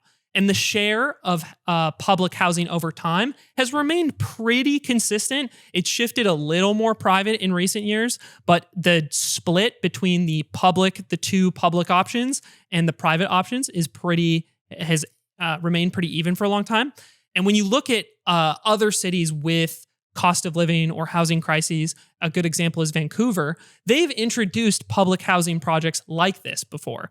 But the issue is that when you're starting from square one and very little of your housing is public to begin with, any nice building that you offer up at a way lower price than market that is equal quality to the rest of the housing being built, well, it's going to be snatched up right away. A bunch of people are going to apply and get those slots immediately, right? And you don't really solve a problem in the rest of the market with the rest of the market's housing being expensive, because you need enough control over the market and enough available units to compete against the private ones to be able to suppress the price. And they have managed to do this super successfully for a long time. The Socialist Party that introduced this policy is under fire more recently for something related to this, but has been in power in Vienna for a long time, and they were who introduced this policy. I also want to add that talking to one of my friends, you know how it branches down into 3 different types of housing, basically: public, semi-public, private. He said there's a secret 4th option that a lot of people go like with. An In-N-Out secret item menu. I was intrigued, and I said, you get the house animal style. They covered in chili. And then they knock $200 off your rent. But he said that the other common way a lot of people get cheap rentals in Vienna is just by knowing people. And he said your homey way into private renting is actually the cheapest option of them all. And he listed off himself, his girlfriend, and a bunch of other people he knew as examples of, I just met someone through a friend or through a family member and then got my rental through them. And then because we could dodge all the agency and paperwork aspect of all of the other options, but specifically the private option, you could get the place at a way lower price and you're way less likely to be gouged. So there was this secret like fourth private option where you avoid all the paperwork. And also interesting is prices have actually started to climb at a way higher rate in the last couple years. And the reasoning as explained to me was they have these agencies that sell or introduce people to homes. So these private agencies, if you're looking for private housing, will they'll be the guiding light to like finding you an apartment in Vienna, give you like private options that you could potentially rent, right? And that process apparently takes a long time, which is one of the reasons why you might try to find your homie option instead, because it's just more straightforward. But the prices of that, you paid the agency a fee as the person looking for an apartment. You pay them a fee to like help you find a place to stay. That fee 2-3 years ago, a policy was passed that fee onto the landlords. And this is the policy that has backfired on the Socialist Party that has the largest share of seats in Vienna, where the agencies and the landlords have basically started colluding because they can privately negotiate what this price is and then tack it onto the rent after with no interaction from the renters, has started raising average rental prices at a way higher rate than they ever have in past years. There's a couple other reasons why rents have gone up as well, but this policy has totally backfired because of the ways the agencies and the landlords have been able to gouge that specific fee out of people looking for private rentals. This just gives you a little like landscape of what housing is like. I can answer like more specific questions if you have them, but because of the time we have left, I know you had specific pushback to. You were saying you don't want people to have affordable housing. That's You did say that. I was saying that off pod, and I want to say it on pod because I'm in the villain chair. I don't think people should be able to live. Can I pull this up? Yeah.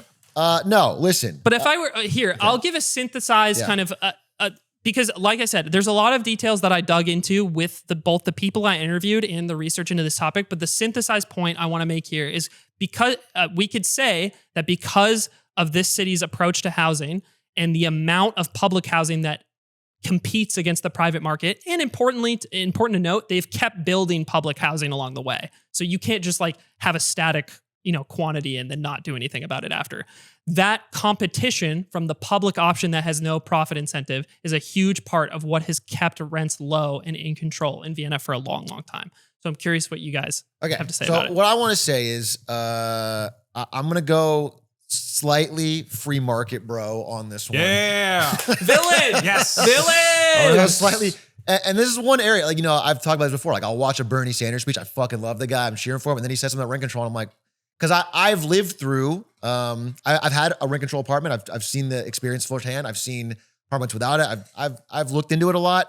And over what I've found, to me, it feels like a kink in the hose of supply and demand that causes pain to a lot of people outside of it. A few people benefit, but a lot of people are hurt. And this is sort of somewhat in that. So I want to try to explain. I hear Vienna brought up a lot.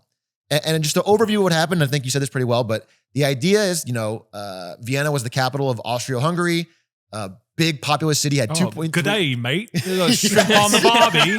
He gets it. Yes, Worldly. sir. Yes, sir. Quarter of the world. Had 2.3 million people in 1916. Obviously, Austria-Hungary had a problem in 2 different wars. Pretty bad problem. Things went to shit.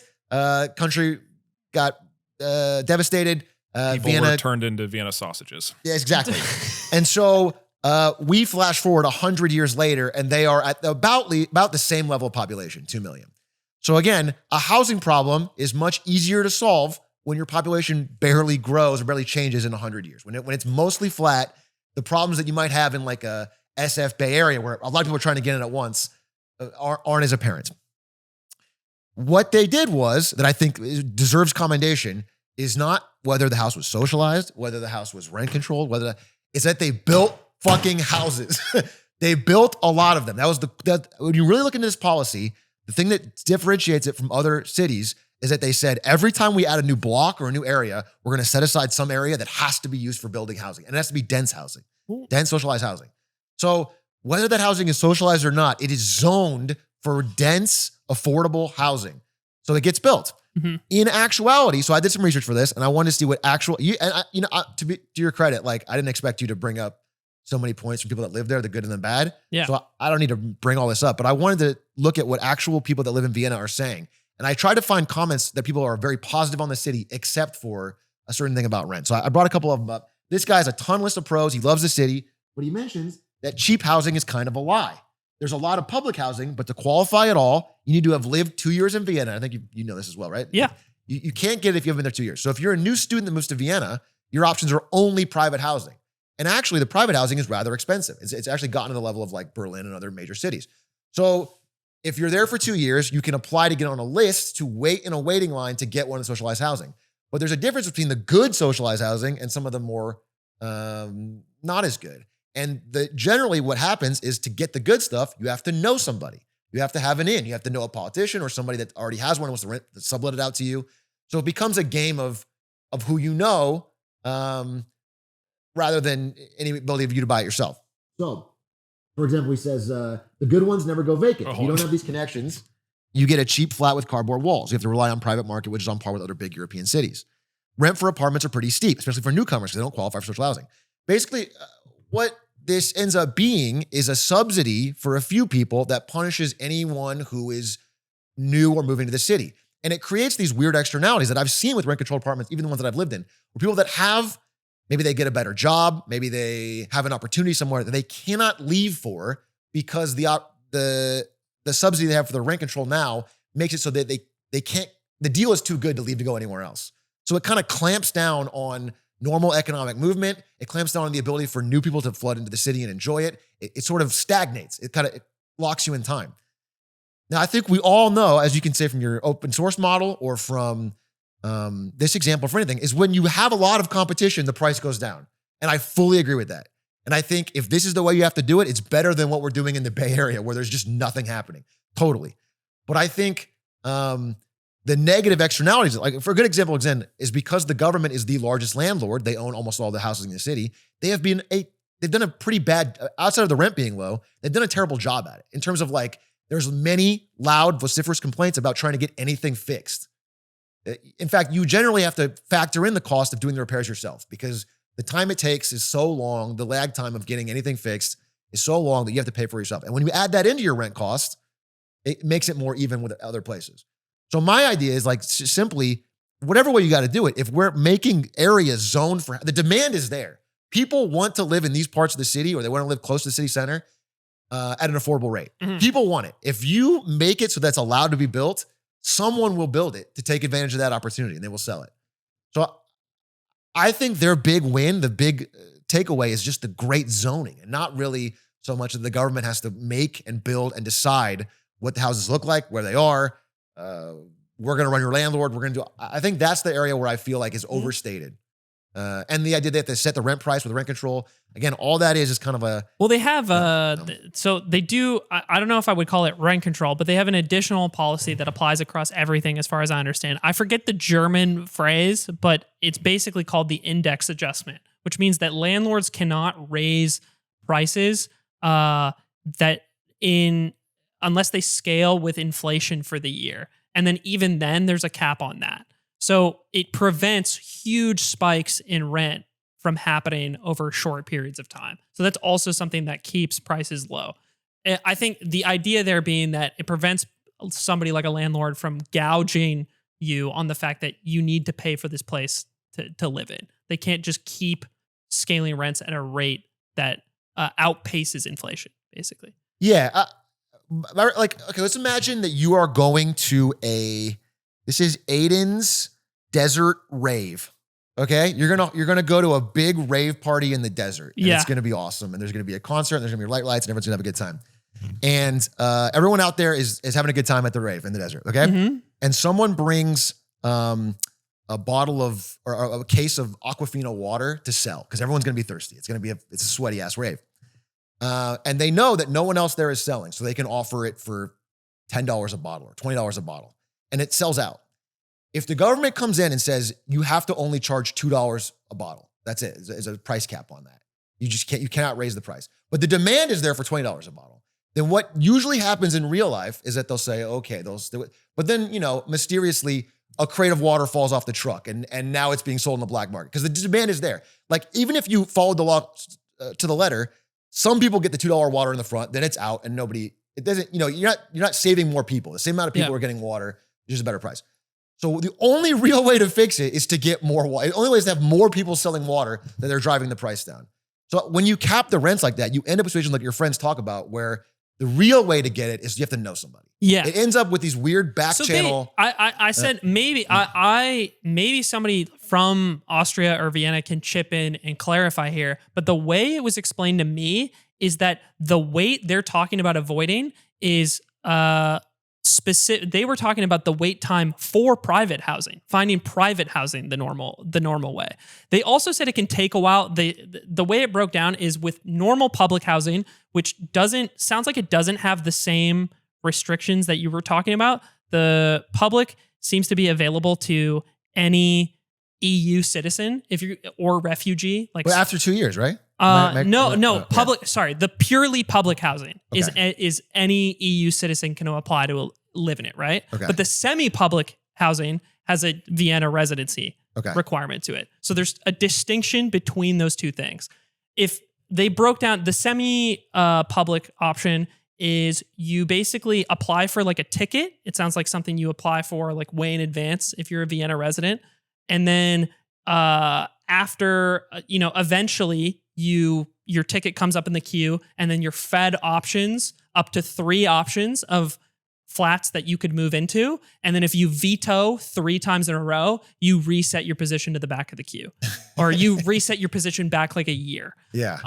And that was an example of how the semi-public stuff broke down. So it seems like there's different wait times and different systems for like how to fight through these things. I think another piece of a context here is when you're talking about knowing somebody to like get past the system. He talked about the broader problem of Austrian bureaucracy in general. He said getting things done in Austria in general is a miserable experience. Yeah, I got that in getting your marriage acknowledged, for instance. He was talking about how his sister just got married and she's getting married to someone not from Austria. And they don't even live in Austria right now, but they want their marriage to be recognized by the Austrian government. And it's a huge pain in the ass. It's a very complicated process for basically no reason. And I saw a lot of complaints about that in general from just strangers online, like Austrian bureaucracy specifically.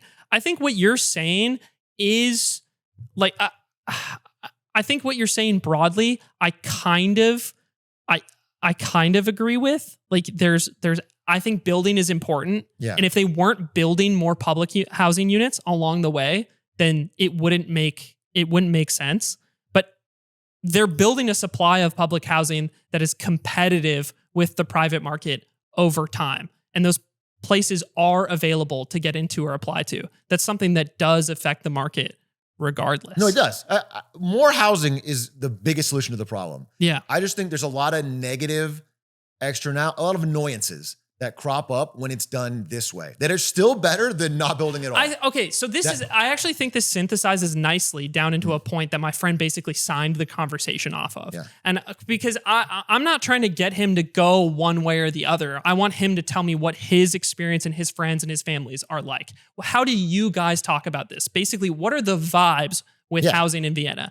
And he's someone who's thinking about moving to London pretty soon for a master's degree. And he's like, housing in Vienna is something that if I were to talk about with a close friend, we would both be like, ugh, like we'd complain about it. But then any reference to cities or places outside of it, we agree that we are in a way better situation. Totally. And I think that is important to recognize is like he looks at other cities in Europe Still views it as a positive situation. and views it as much better. The examples he gave is like Amsterdam is a nightmare right now. Yeah. And London is awful. Or Toronto or Sydney Right. or 100%. And I also want to make a point that I think I arguably, I'll be honest with you, I probably need to spend more time looking into this. But another famous city for its public housing policies is Berlin, like historically. Yeah. But Berlin has had a lot of its housing eaten up by the private market over time. So like the percentage split that I was talking about with Vienna's market has degraded in Berlin, where private people or companies have a much larger share of the housing now, and the prices have skyrocketed in that same period of time. So as private interests gain that majority share, the prices increase at a much higher rate than they did before. Did you look into seeing if the rate of housing building also went up? Because I think, correct me if I'm wrong, I think that's kind of the point you're making. That's which the is point like, I'm making. Okay, what so- if Vienna, if they had just upzoned and none of those buildings that they made were social, but it was just, they just made a shitload If they of just housing. built anyway, Because that would be interesting for us to do is compare like a similar amount of building that happened in another city around the world where it was all private, but it was just a large quantity of housing and compare those. I can break down my response into three things here. Yeah. One, we could go back to the Tokyo/Japan episode. You guys are absolutely right. I think some people in the comments made fun of me for like, oh, Tokyo cheap. No, that's not the point. Tokyo housing is much more affordable relative to the income of people there than a lot of other large cities in the LA world. or Compared Sydney to the LAs and the San Franciscos and the Londons, Tokyo is weirdly, considering the scale that it exists at, cheaper proportionally than those cities are. That was the point I was making. And they don't have an enormous amount of public housing in Tokyo from my understanding. It comes from the speed and amount that they build. So it's not that I disagree with that part. But the Berlin thing, if we were to go back to the population, for example, a lot of the big cities in Europe have had pretty stable populations for a long time. If you look at population differences between like early 1900s, mid 1900s, and now, most of these cities are pretty similar. Like I think London back then was, or in 1950 is like 7 million people, and now it's 9. Like that is 2 million more people. London's grown a lot specifically. But I think Berlin is almost exactly the same, I want to say. I looked it up before. So the population thing is, if the population is about the same during that time period, it's not that you can't be right. It's not that there isn't a version of this argument that I think has value, but I do want to point that out is like population stable, other things like maybe family size and occupants per unit could have changed and like cultural trends in that time.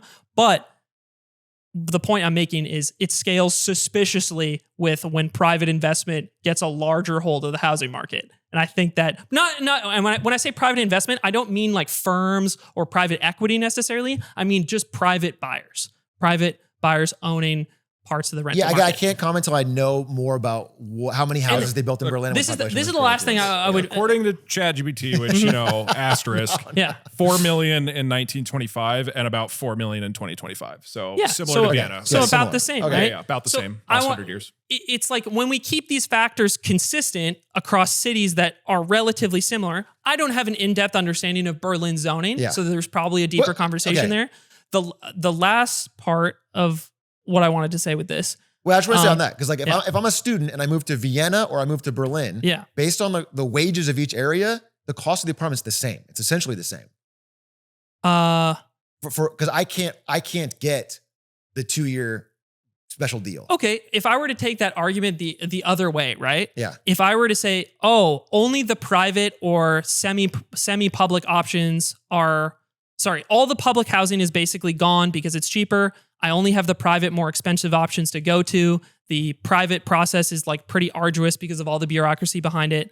It's like, couldn't the solution to that to build more public housing? Like, I guess you're not denying that either. You're just saying to build more in general. Yeah. And the argument I would give to that is I think a big part of this and why housing gets to be priced lower. And I think this was a while ago when I watched this, but it was breaking down that Vancouver's increasing the amount of public housing projects they have, but it's a very small percentage of the overall market, right? Yeah. These places aren't being built at a loss. They are pricing them at something that covers the cost going into the buildings. They do pay themselves off. So removal of the profit incentive does keep the price lower for these specific units. You can price them at lower margins and have them remain affordable for more people. Do you get what I'm saying? 100%. If you have a market that is 100% private, then every one of those actors has the profit motive, even if it's a market competing against one another. And the government option, in this case, if run correctly, is something that will never have that motivation because it's a public works project that's like funded by revenue or taxes or whatever. I agree. Yeah. I mean, I agree. I think it's better than where most of these cities are. And if I was my button I could only press, I would press it 100%. I think okay. this is if I were to, sorry, let me add one more thing. Okay. I know I've been talking a lot. I apologize. No, it's interesting. I think the common argument I see against when we were talking about abundance, that the number one leftist critique of abundance, often from people that have no idea, that didn't read the book clearly. I'm just going to be honest with you. Not a single person I've talked to that has a heavy-handed criticism about the book has read the book. But the criticism of the book is that they claim it is asking for more things to be handed off to private interests, when that's not what the book says that's super at not all. It's saying arguably the opposite. It's saying I would say it even argues for more public autonomy, like government autonomy, to take action. But regardless of, in the case of housing, regardless, building needs to happen. Get it done by any means, kind of. That's basically what it's saying. And not even building housing, it's talking about way more. I think people get wrapped up in like the first 50 pages where housing gets talked about a lot. But the whole book is like make and build and innovate through whatever means necessary, because a lot of the blockers that affect these things are the same thing blocking government agencies or government people from making them, as well as like private businesses. Yeah. And then you have the government create incentives that make things happen rather than have the government. Yeah. They don't necessarily need to do everything, which is what he was talked about in the invention portion. Yeah. I thought it was like an interesting comparison to this, which I like in concept, although nothing actually gets built, is San Francisco has an affordable unit policy where if you make a residential building with 10 or more units, there has to be a certain percentage of them that are affordable. So most residential buildings that go up in San Francisco have some portion, it's usually 12 to 16%. It's like 15% of them are like designated as these are affordable permanently. And I think that's a really interesting concept where you still are incentivizing and saying, hey, developers, you can still make a shitload of money, but some portion, you have to allocate some portion of that profit and basically drop that so that affordable housing can get built. Unfortunately, it seems like that then gets used a lot to stop anything from being built at all. So they're like, it's not enough affordable units. And that's the criticism I've heard, is then that in turn is basically just used by NIMBYs to make sure nothing gets built. And then that is, again, the worst scenario of any of them, which is you don't build anything. But that would be the worst outcome of basically this version of the conversation, right? Is like, because I'm saying, oh, this way is good. And you're saying, maybe like this way isn't perfect. And then the two people resolve to build nothing. And then you're definitely not solving it. Which I don't think is what we're saying, but I think is a version of that conversation. It's how that is happening in practice in many places in the country, unfortunately. I just know that if the first step was just changing the zoning laws, we would it'd be a huge improvement. It would change so much so quickly. Things would get built already, and then you'd go, okay, maybe we need some more. Right. Socialized. There's so many for-profit developers that would just, they're salivating at the idea of building in San Francisco because the prices are so high. Dense building. They could get and that even down. if you're like 20% of it has to be affordable, they can still be like, well, we'll still make money because the prices in SF are so high. And then enough of those developers come in and the prices drop because you've just added 50,000, 100,000 units. You know, it's like. And I just think back on my life. I lived in a lot of different apartments, and some of them were rent. Actually, one of them was rent controlled in SF. Yeah. And I remember my experience with that landlord and how much he fucking hated me and probably wanted to burn the place down so he could get more money. But the only time I've ever had a landlord that was even remotely at all trying to improve things, fix things, help me out, be responsive, was when there was competition in that area. They had just built this thing. They needed to fill the units. They needed, you know what I'm saying? They had a financial incentive early to fill these units because otherwise they're going to take a loss on it. So they needed me to be happy. That's the only time I've ever seen it actually like work. And I think in our real lives, you know, I can think of only so many things are monopolized and have been fucking destroyed that we hate it. But the few industries I think regular people like are the ones that have a lot, like indie games. People fucking love indie games because it's an open marketplace. A ton of people can do it. Everyone can make it. There's a ton of competition. We're always getting new good stuff all the time at a low price. TVs have gotten cheaper over the past few decades. In the few areas where we have real, sustained competition from a lot of actors, there's a consumer benefits dramatically. We see that.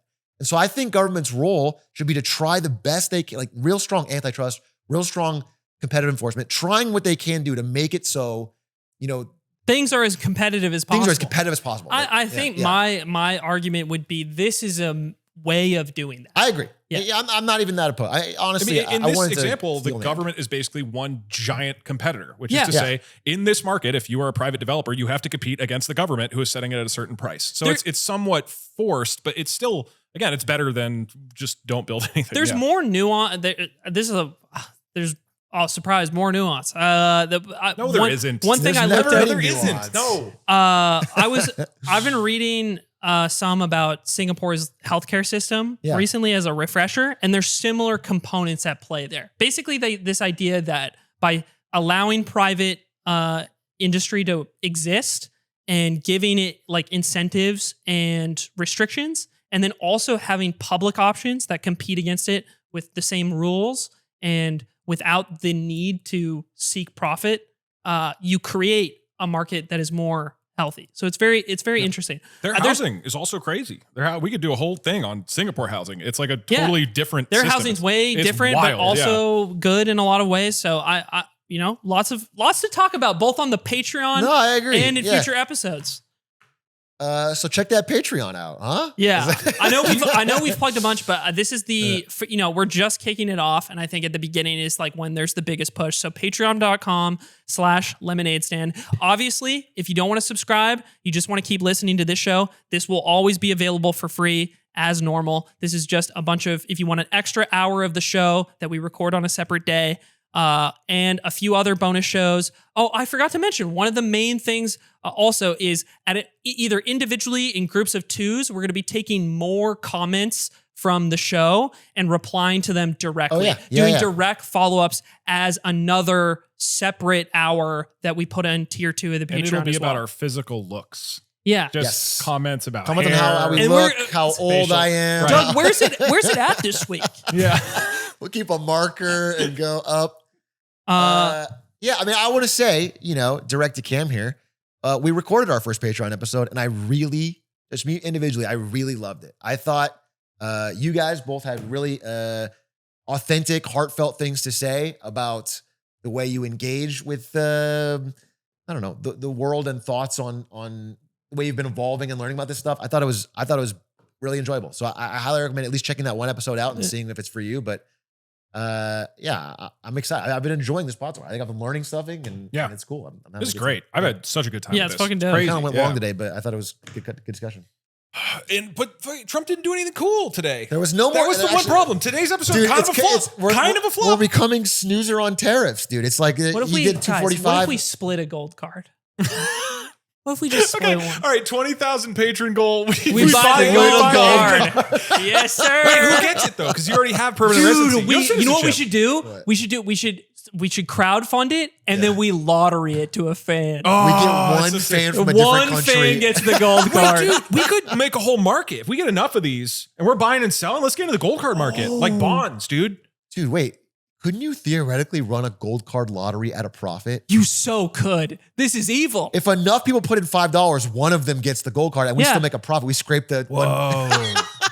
Okay. This is actually horrendous. And we've done it again. Yeah, We've done it again. officially launching every Lemonade $6 subscription to Patreon does get you a lottery entry into to the a gold card lottery. Assuming that Trump allows us to lottery it off to some random person. Right. Because Yeah. We don't want to have Which I'm sure there'll be no couple asterisks with that we that. need to check out. In fact, work so many asterisks that you can put at the end of your Don't do comment if it. you got to the end of this episode.